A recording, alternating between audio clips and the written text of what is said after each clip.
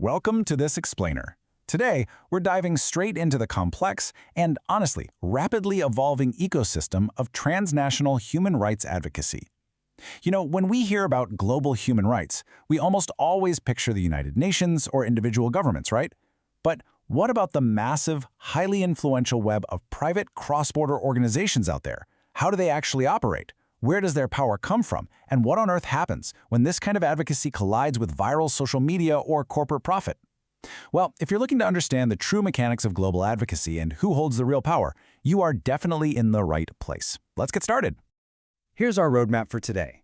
Transnational actors, Amnesty International, Human Rights Watch, Activism and campaigns, the legitimacy of NGOs, and finally, multinational corporations. Section 1. Transnational human rights actors. Before we look at specific groups, let's lay down some baseline vocabulary. You've probably heard the term NGO quite a bit, but here we are specifically zeroing in on INGOs, International Non-Governmental Organizations. These are private, non-commercial groups with a very specific issue mandate that operate across state borders. And the absolute crucial element here, they are non-governmental. Their entire identity, their whole operational capability is anchored in the fact that they are independent of the state. They're a key part of what we call global civil society. Now, while some development NGOs might work hand in hand with governments to provide services, human rights NGOs often treat the state itself as their primary focus, conducting hard-hitting fact-finding and aggressively pushing for policy changes. Think about all the charities globally. It's a massive number.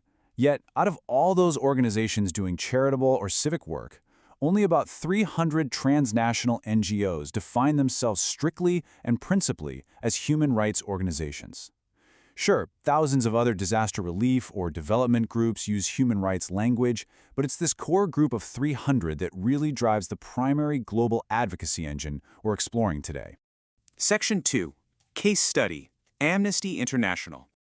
Now, Amnesty International didn't just pop up as the massive umbrella organization we know today. It was actually founded back in 1961 by a British lawyer named Peter Benison with a very specific, narrow focus. He wanted to draw attention to prisoners of conscience, basically people locked up solely for their political or religious beliefs. By 1973, they innovated this brilliant concept called the Urgent Action Appeal, which mobilized incredibly quick public pressure.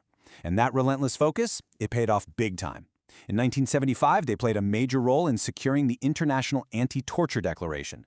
Fast forward to 1977, and boom, their incredible impact was recognized globally when they were awarded the Nobel Peace Prize. Today, their operation is honestly staggering. They're fundamentally built on this grassroots direct appeal model. We are talking about 7 million worldwide members organized into over 50 country sections. Just to put that scale into perspective, in 2015 alone, they spent roughly 260 million euros on their activities.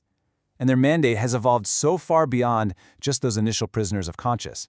Today, they're running major global campaigns demanding dignity and fighting poverty, advocating for women, minorities, refugees, and indigenous peoples. It's literally a targeted letter-writing campaign that's snowballed into a geopolitical heavyweight. Section 3. Case Study. Human Rights Watch. Then we have Human Rights Watch. They have a massive, highly funded global footprint, pouring multi-million-dollar program expenditures into regions all over the map. We're looking at over $6 million in Africa and $5.8 million in Asia. In 2014 alone, they raised $130 million globally. But here is the absolute kicker. The main thing you should take away from this.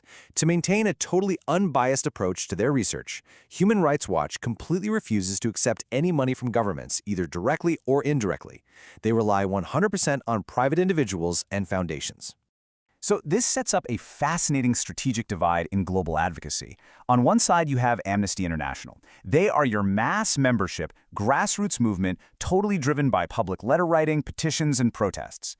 On the flip side, you have Human Rights Watch. They aren't a mass membership group, they're an elite, specialized research organization. They send experts directly into the field to talk to witnesses, gather hard, verifiable evidence, and then publish highly credible reports. Their whole tactic is naming and shaming abusive governments straight through the media and policy lobbying. It's two titans using vastly different playbooks to hold power accountable. Section 4. Activism and celebrity campaigns.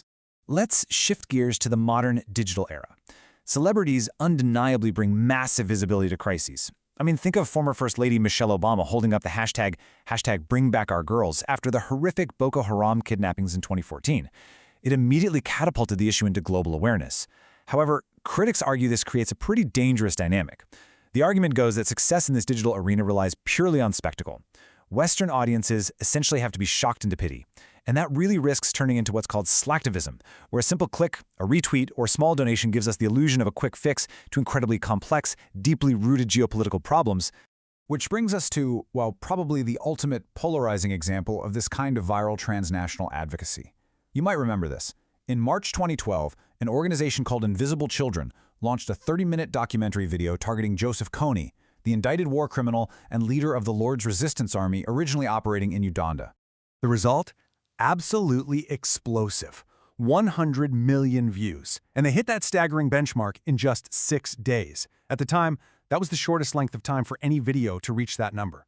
It attracted massive endorsements from Oprah Winfrey, Bill Gates, major politicians. It totally showcased the terrifying yet incredibly mobilizing power of social media to galvanize public opinion seemingly overnight. But as you might expect, the backlash was just as fierce. Academics and field experts really went after the campaign. Scholar Alex DeWall stated it, quote, peddled dangerous and patronizing falsehoods. Critics pointed out that the information was actually way out of date. The LRA had mostly left Uganda by then. Plus, the message was delivered by Western activists without true field immersion, basically oversimplifying a highly nuanced crisis into an exploitative echo chamber. And in the end, after millions of dollars were raised, the campaign fizzled out and Kony remained at large. It really forces us to pause and ask, is clicktivism actually helping the cause, or is it just marketing suffering?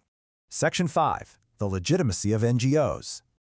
That controversy over clicktivism actually leads us to a much broader rhetorical question. Who actually authorizes these external groups to police governments in the first place?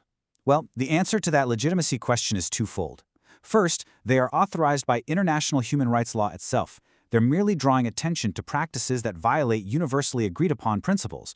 But secondly, and honestly most importantly, their legitimacy relies entirely on nonpartisan advocacy.